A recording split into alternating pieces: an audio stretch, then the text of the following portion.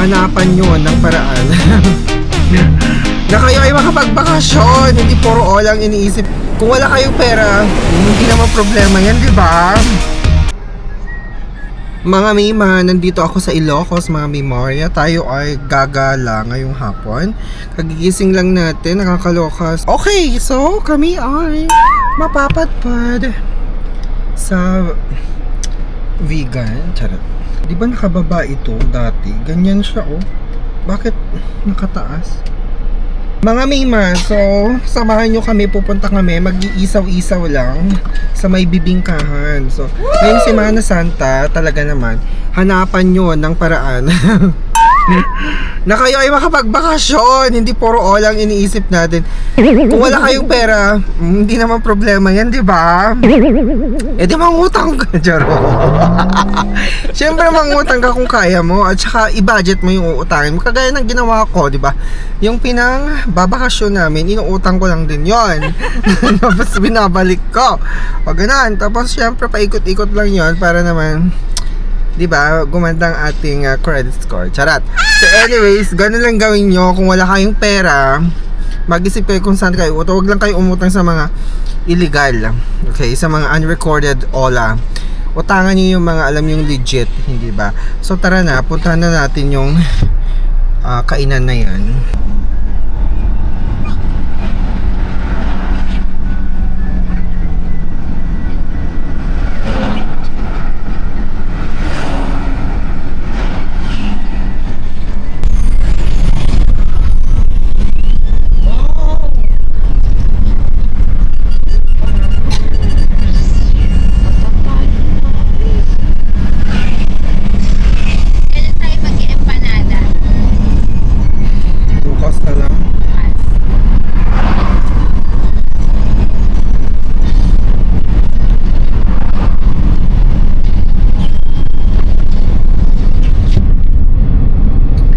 We're driving, mga Mima, papuntang Bantay, Ilocos Sur, kasi nga doon yung The Sisters. Doon tayo siguro isaw, may isaw ba sila doon? Or barbecue? Oo, doon kasi yung natikman ko masarap. Tsaka may malinis. Kaya pupuntahan natin ang isaw sa may bandang Aneshiwa.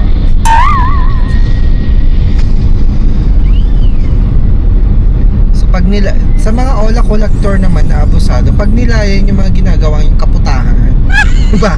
Hindi yung lang, parang kayo lang yung may karapatang mangharas. Diba? Kami din kami, mga binibiktima nyo, mga ginadyaras nyo, mga nag-home visit dyan. Shout out sa mga nag-home visit, diba? Pero in fairness, okay naman kausap din. Mabait naman yung collector na nag-home visit sa amin from the home credit, diba? May ganon. Yung home credit na collector nag-home visit sa akin nung nakaraan. At talaga na may natawag din nakipag tsak. Hindi, usap. Nagtanong-tanong lang naman kung bakit daw may na-late daw yung aking payments, ganon. So ang nangyari, sabi ko, wala pang pera. Wala pang sahod. Pero maayos akong kausap kasi natutulog ako at that time. Oo, tuwing pumupunta na lang yung mga collector, lagi na lang akong tulog. Tapos ginigising pa ako. Hello pa. Tapos nagigising naman tayo. Ayun. Nabidyohan ko yun yung home credit. Yung home credit na first time akong na home visit. Ang nag-home visit sa akin yung Uno Bank. Kaso hindi na, kasi nga syempre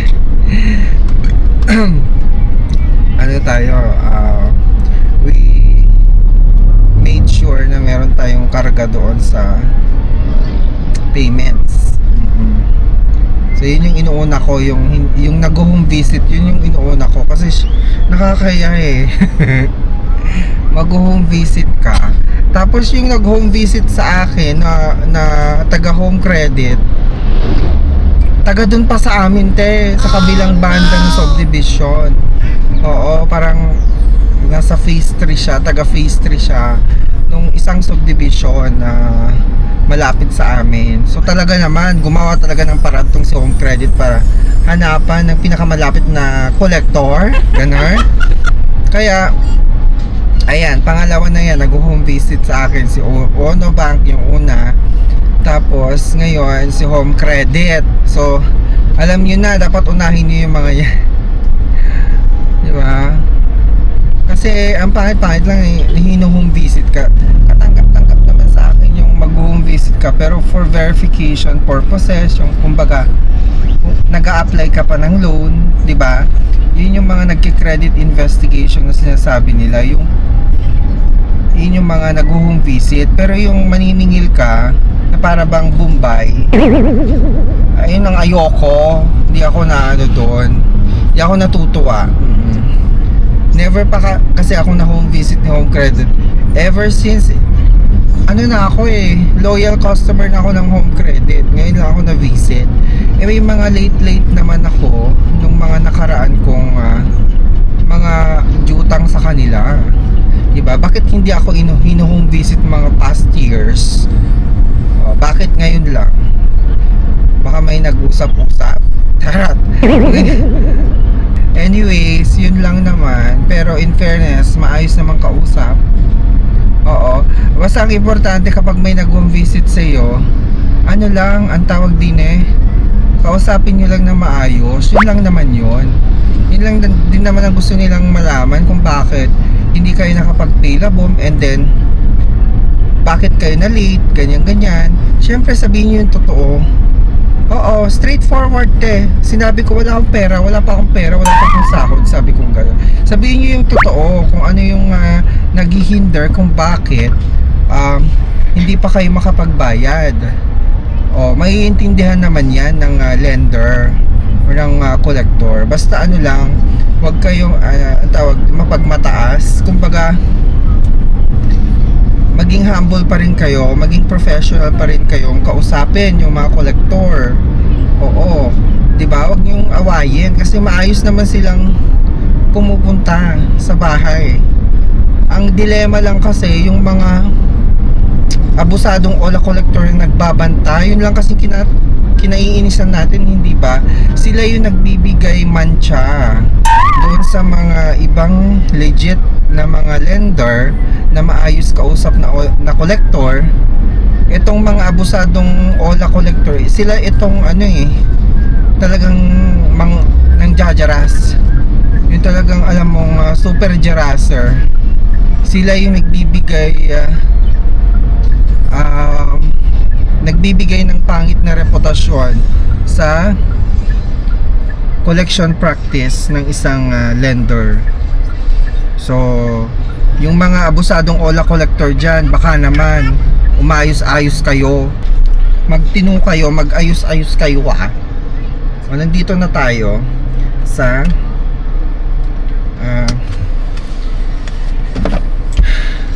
Isawan ba to? Diba? Nakikita nyo, The Sisters. Ito yung The Sisters. Kapag nagpunta kayo ng Ilocos, mga mimang, dumaan kayo dito kasi may mga pasalubong sila na mabibili, mga bibingka, kung anek-anek pang mga delicacies. So kasama ko ang aking kapamilyas. Tayo ay pupunta doon at titignan natin kung ano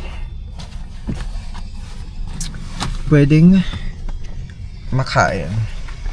Diba? So puntahan na natin. Kalimutan nga na yung mga abusadong OLA collector. Oo, walang kwenta yung mga jolector. Parang ang sarap ng isaw, May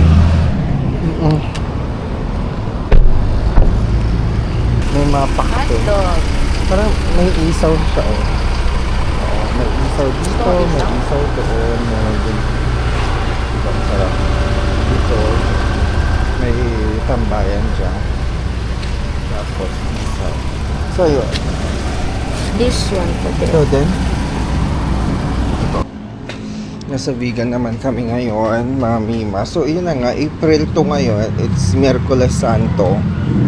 So, wala akong any balita or wala kaming natatanggap. Wala kaming natatanggap ng nanay ko na tawag ng mga ola ngayon. So, ayun, may nakita kaming mga kainan dito sa may bandang Bantay, Ilocos Sur. O, diba, nakakaloko. So, sabi ko nga kanina, tumigil yung mga ola ngayon na tawag ng tawag ngayong Miyerkules Santo. Siguro tuloy-tuloy na yan hanggang Sunday. Diba? So, mabuti naman at alam nila ang kanilang ginagawa. O, diba? Itong mga Jola collectors. So, ayun na nga mga Mima, dahil nga sa Monday, Thursday ngayon, talaga Friday. naman, Friday na pala. At saka nung Monday, Thursday, nagsimula yung mga Ola collector na manahimik. Oo. Nung Monday, Monday, Thursday, kahapon, nagsimulang manahimik ang mga Jola collector. So, ibig sabihin, hindi na sila tumawag, hindi na sila nangulit. Oo, kasi alam nila yung kanilang limitasyon. O, diba? May ganon. Alam pala nila, Pero balik sila, balik harassment. Balik harassment sa Monday yung mga yan. Sunday or Monday. Basta ganon, balik harassment sila ulit. Yung mga hitad na Ola collector na abusado na yan. So, kaya kapag iniisip nyo na haharasin kayo ngayong ay! Nahulog.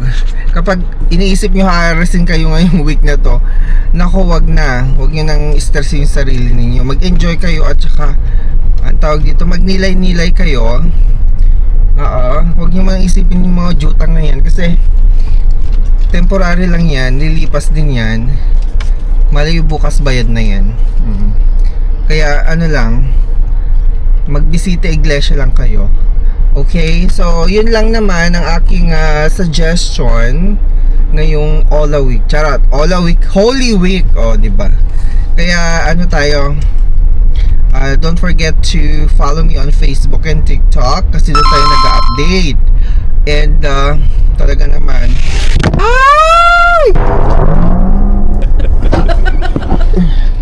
pa-subscribe na rin sa aking channel, Team Marcos. And thank you!